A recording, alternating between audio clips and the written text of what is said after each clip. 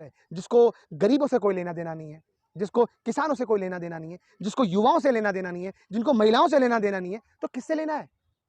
अडानी अडानी अडानी अडानी। आप मुझको ये बताइए, आप काला धन लेकर आने वाले थे, क्या हुआ?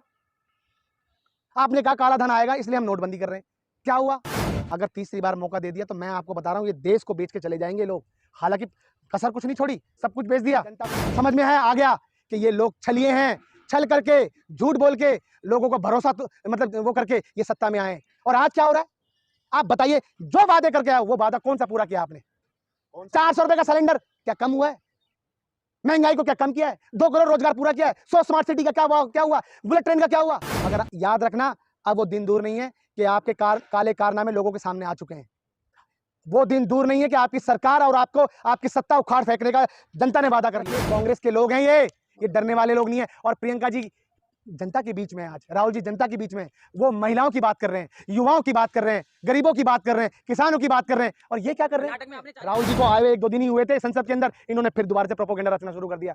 2024 का चुनाव हार रही है सरकार, बीजेपी की सरकार हार रही है, इसलिए सिर्फ इनको राहुल जी को टारगेट करना। और याद रखिए, सत्य परेशान हो सकता है, पराजित नहीं हो सकता। दुख की बात यह है कि देश का प्रधानमंत्री कमजोर है। एक छोटा सा राज्य है जहां पर डबल इंजन की सरकार है, वहां सब कुछ मतलब खत्म होता जा रहा है आपकी नजरों के सामने। और आप कह रहे हम आंखें गड़ाए हुए हैं, आप आंखें गड़ाए हुए तब तो जाकर ये काम हो रहा है। प्रधानमंत्री कमजोर बता रहे हैं, कहते हैं कि एक अकेला सब पे भारी है प्रधानमंत्री। क्या हो गया? पूरे देश पर भारी हैं आप। आपके भारी होने के बाद तो देश खत्म हो चुका है। आपके भारी होने के बाद तो आज देश कंगाली में कहां से कहां पहुंच गया, भुखमरी में कहां से कहां पहुंच गया। ये आपकी सफलताएं नहीं, ये आपकी विफलताएं, जो कि मीडिया इतने डंके की चोट पे पूछ रही है, जैसे आप पूछ रहे हो। कितना बढ़िया सवाल किया। क्या हो रहा है मुझे बताइए? वो देश पर भारी हैं, क्या हो रहा है? अकेले भारी क्या हो रहा है उससे? अरे गरीब जनता पर देखिए, गरीब जनता का बोझ एक बार लिया है आपने? महंगाई पर कुछ करा है आपने? 13 करोड़ लोग जो है गरीबी रेखा से बाहर आए हैं पिछले 9 साल आप में। क्या लगता है कौन से आंकड़े हैं ये? कहां से आते हैं आंकड़े? आंकड़े कौन लेकर आता है आंकड़े? सरकार आपको गरीबी देखना है तो मेरे साथ चलो भाई, मैं लेके चलता हूं। गरीब माँ बाप अपने बच्चों को पढ़ा नहीं सकते, एक वक्त की रोटी खिलाने पे मजबूर हैं, कमाई का साधन नहीं है, भीख मांगने पे मजबूर हो रहे हैं। आपको पता है, आपने देखा होगा रेड लाइट पर कितने बच्चे बैठे होते हैं, कभी नोटिस किया? वो भारतीय हैं, भारत के बच्चे हैं, कहां से आए हैं? तो वो अचानक थोड़े अचानक यही पूछ रहा हूं, 10 साल हो गए, अचानक नहीं बनाया देश ने प्रधानमंत्री इनको, अचानक नहीं बनाया। मगर देश 10 साल बनने के बाद किया क्या है? हिंदू जाग रहा है, हिंदुओं को जगाया है, धर्म। हाँ, ऐसे जगाया है जहां दंगे शुरू हो गए, जहां हिंदुस्तान के अंदर, भारत के अंदर हिंदू मुस्लिम सिख ईसाई आपस में बैर कर दिया आपने इनको लड़ाने का काम किया है, ये आपने काम किया है। और ये दर्शाता है आप। अरे मुझे बड़ी दुख के साथ कहना पड़ रहा है कि देश में ऐसी सरकार है जो निकम्मी सरकार है, जिसको गरीबों से कोई लेना देना नहीं है, जिसको किसानों से कोई लेना देना नहीं है, जिसको युवाओं से लेना देना नहीं है, जिनको महिलाओं से लेना देना नहीं है, तो किससे लेना है? तो अडानी अडानी अडानी अडानी। आप मुझको ये बताइए, आप काला धन लेकर आने वाले थे, क्या हुआ? आपने कहा काला धन आएगा इसलिए हम नोटबंदी कर रहे हैं, क्या हुआ? नोटबंदी से क्या फायदा मिला? सोची समझी साजिश थी वो, प्लानिंग थी वो, क्या हुआ उस प्लानिंग से? फायदा मिला है आप लोगों को, फायदा मिला है मीडिया को, गरीब जनता को क्या मिला है भाई? मिलाना, हर घर तिरंगा अभियान चला रहे। बस ये तिरंगे से क्या मिलेगा भाई? सुनो सुनो, तिरंगे का हर हिंदुस्तान का रहने वाला आदमी सम्मान करता है, मगर तिरंगा तब लहराएगा जब गरीबों की भूख खत्म होगी। अरे इससे पहले आप समझिए, मेरी बात सुनिए। मैं पूछना चाहता हूं आपसे कि आप उन गरीब के घर में जाकर आइए और उनको पूछिए कि आप कितने वक्त की रोटी खाते हैं और क्या खाते हैं। ये तो 3-3 लाख रुपए की सब्जियां खाते हैं भाई, 10-10 लाख रुपए के सूट पहनने वाले लोग हैं भाई। ये क्या बात कर रहे हैं, इनके लिए पानी भी बाहर से आता है, मगर वो गरीब जनता के घर में कुछ भी नहीं है। जिन्होंने कहा था ना नल में जल और जल पता नहीं क्या क्या तमाम तरीके की जो इन्हें स्कीमें निकालते हैं, कुछ नहीं है धरातल पे, कुछ नहीं है धरातल पे। मैं कह रहा हूं सेल्फी कौन लेगा? जिसके पास फोन होगा कैमरे वाला, जिसके पास एक अच्छा फोन होगा। गरीब जनता के पास तो फोन भी खत्म हो गए भाई, क्या बात कर रहे हो आप? एंड्रॉइड फोन के लिए भी पैसे नहीं है लोगों के पास। बना दिया मोदी जी ने, आप कह रहे हैं तो ये खत्म हो गए डिजिटल तो। बनाया है, ये डिजिटल बनाया है। अरे गरीब की जनता के लिए महंगाई को कम कर दो, वो डिजिटल बनेगा। गरीब की जनता के लिए महंगाई के अलावा युवाओं को पढ़ने लिखने रोजगार के लिए पैसा दे दो, तब होगा। कह तो रहे एक तीसरा मौका दीजिए, अब की बार जो बचा हुआ सारा काम है सब पूरा कर देंगे। मैं पूछना चाहता हूँ, कुछ नहीं मिलेगा। अगर तीसरी बार मौका दे दिया तो मैं आपको बता रहा हूँ ये देश को बेच के चले जाएंगे लोग। हालांकि कसर कुछ नहीं छोड़ी, सब कुछ बेच दिया, देश को बेच के चले जाएंगे। बिल्कुल। अब मैं पूछना चाहता हूँ, आपने किसानों के लिए क्या किया बताइए आप? इतने बढ़िया बिल लाए थे, 3 बिल लाए थे, फिर क्या हुआ? वापस लिए? तो नहीं समझ वो पाए। काले उन्होंने तो कानून कहा, थे, काले कानून थे, काले कानून। जीएसटी का क्या हुआ? नोटबंदी का क्या हुआ? कितने चीजें बताऊं मैं आपको? अरे भाई सब छोड़ो, आप मुझको ये बताइए। इसीलिए भ्रम फैलाते हैं आप लोग, इसीलिए एफआईआर हो रही है। देखिए प्रियंका गांधी समेत 40 एफआईआर क्या हो गया एफआईआर से? प्रदेश में। मैं पूछना 50% चाहता हूँ, सुनिए सुनिए मेरी बात। सच्चाई का आईना आपको दिखाएंगे हम। आप हमें जेल में डाल दो, कोई फर्क नहीं पड़ता। कितनी एफआईआर कर दो, कोई फर्क नहीं पड़ता। क्या कर लेंगे? क्या है? शिवराज सिंह चौहान ने, सुनो, शिवराज सिंह चौहान ने मध्य प्रदेश में युवाओं के साथ धोखा किया है। बताइए क्या हुआ? सड़कें देखे गड्ढे कितने बड़े बड़े गड्ढे हो गए। उन्हें चुन रहे हैं लगातार। आप सुनो, मैं आपको पूछना चाहता हूँ, खरीद सरीद का काम करती है बीजेपी सरकार।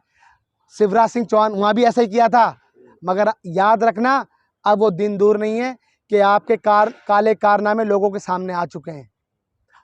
वो दिन दूर नहीं है कि आपकी सरकार और आपको आपकी सत्ता उखाड़ फेंकने का जनता ने वादा कर लिया। वो दिन दूर नहीं है, युवाओं के साथ जो आपने छल किया है, उनकी भावनाओं के साथ आपने खेलने का काम किया है, वो युवा बैठा हुआ है अपनी वोट की चोट से आपकी सरकार को गिराने के लिए। याद रखिए, महिलाओं के साथ जो आपने अपमान किया है, उनके साथ धोखा किया है, उनकी महिलाओं के उत्पीड़न मामले कितने दिन प्रतिदिन बढ़ते जा रहे हैं। महिलाएं माफ नहीं करेगी आप। महिलाओं का तो अपमान आप भी कर रहे हैं। क्या कर रहे हैं? राहुल गांधी फ्लाइंग किस कर आप बताइए, मैं पूछना चाहता हूं आपसे। आप झूठ की बात मत करिए। राहुल जी का चेहरा किस तरफ था? माननीय स्पीकर के सामने था, और स्मृति ईरानी लेफ्ट की तरफ बैठी थी। स्मृति ईरानी के पास कुछ था नहीं करने के लिए, अपने आकाओं को मतलब खुश करने के लिए, समझिए। उन्होंने सोचा कि राहुल जी को आरोप है तो सदस्य बहाल रद्द करवाइए। कार्रवाई क्यों नहीं कर रहे कांग्रेस? क्या स्मृति ईरानी पर कार्रवाई क्यों नहीं कर मैं रहे? आपको पूछना चाहता हूं, सब कुछ जनता के हवाले छोड़ दिया है।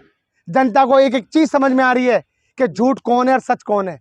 जेपी साहब, मध्य प्रदेश में लगातार एफआईआर हो रही है। मैंने वही कहा आपको, आप कितनी एफआईआर कर लीजिए, कितने ही जेल के दरवाजे खोल दीजिए, याद रखिए कांग्रेस के लोग हैं ये डरने वाले लोग नहीं है। और प्रियंका जी जनता के बीच में है आज, राहुल जी जनता के बीच में है।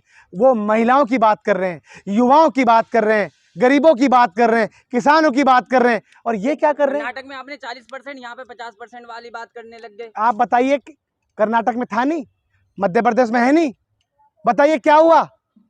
व्यापक कितने घोटाले, मैं पूछना चाहता हूँ, सुनिए, कितने घोटाले किए? गाय के नाम पे वोट मांगते हैं और गाय को मरने के लिए छोड़ देते हैं। कितनी वीडियो सामने आई अभी मध्य प्रदेश से भी। माफ कीजिए, या तो आप सच दिखाना नहीं चाहते, या आपने अपने जमीर का सौदा किया हुआ इनके साथ।